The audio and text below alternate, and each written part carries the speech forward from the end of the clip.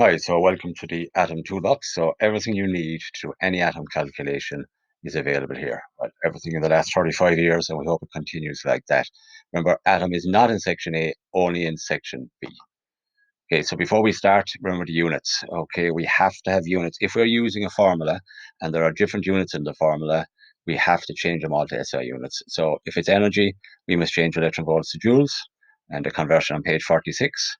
And if it's mass, we have to change either unified atomic mass units, or U, to kilograms, and they'll be given to you in pages 83 to 90, all the isotopes, or very rarely the mass of the electron. They're given in terms of the mass of the electron, which is on page 48, and it's usually hadrons and leptons and so on. So to change to kilograms, you multiply them by the mass of the electron. So in other words, if the mass of the neutron is 1836, mass of the electrons, you multiply 1836 by 9.1 by 10 to the minus 31, drive on from there. Okay. So photoelectric effect. Okay, we know this formula very well at this stage. Energy to photon work function as kinetic energy. And then if we don't have the frequency, and usually we're not given the frequency of the wave that's producing the photons, we use C is equal to F lambda. And sometimes the work function, we don't have that, and we'd use work function equal to HF0. Now, what I have in the stars, okay, in the flashes, okay, are these special formula. Remember the special formula where there is only two variables, right? So in the one on the left, you can see in green is C because that's constant, and we know that from page 46 and 47. So if we know the wavelength, we know the frequency. If we know the frequency, we know the wavelength. And the same applies across with the work function and the threshold frequency. Remember, this is very useful. If you're doing a question and you see threshold frequency given, you know straight away, well, I know the work function, okay, and you'll be able to calculate that out and so on. All right, so next one is the law of radioactive decay. So we have our basic formula, activity is decay constant times n, and the decay constant is linked to the half-life, and we have our other formula for the half-life. Okay, half-life is equal to natural log of 2 over lambda, and once again, that's a special formula. If you're given the decay constant, you know you can get the half-life, and vice versa, because they are the only two variables in that equation. Okay, and remember the decay constant is just a fraction of the nuclei to decay in a given second, so it's per second. Per second. Activity also per second, but often called becquerels if you want to be posh about it. Mass energy conservation. So it's a principle of conservation of mass energy. The principle of conservation of energy stays as long as we consider mass to be a form of energy. So the core formula is equal to mc squared. So if we're turning mass into energy, as we would in a fission bomb, for example, we'd find the loss in the mass is changed into energy, and convert it to energy using E is equal to mc squared. Yet another one of the special formula, because C is a constant. So once we have the mass, we have the energy equivalent. Sometimes the energy is then turned into photons or something like that. So remember, energy could be HF. So you could easily have a formula there, HF is equal to mc squared. And obviously, I've down the left there, even though we don't really need it, okay, is the idea that if you're not given the frequency, given the wavelength, or vice versa, we can link down to that as well. But you figure that one as you go. But look, all three formula there are the magic formula with only two variables. So if you know one, you know the other. Okay, we then move on to, so there are the core three. Then we have the more esoteric ones, so the charged particle in electric fields and magnetic fields.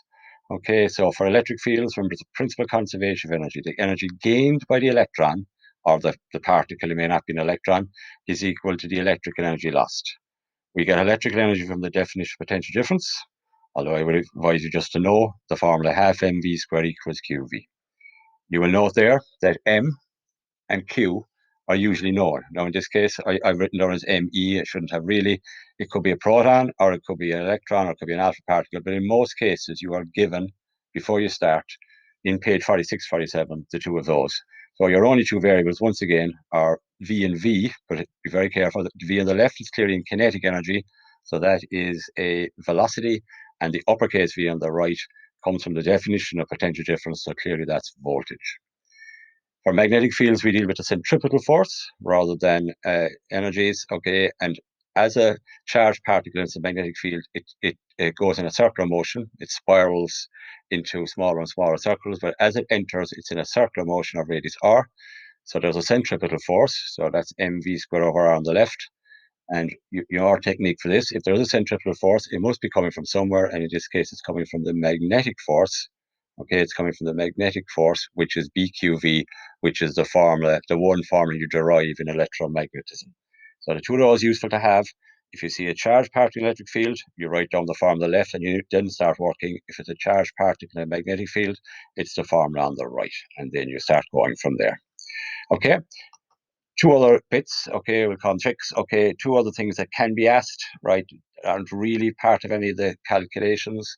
Okay, total number of alphas and betas emitted in a decay series. Okay, so you could have, let's say, 5 alphas and 4 betas. How do you know?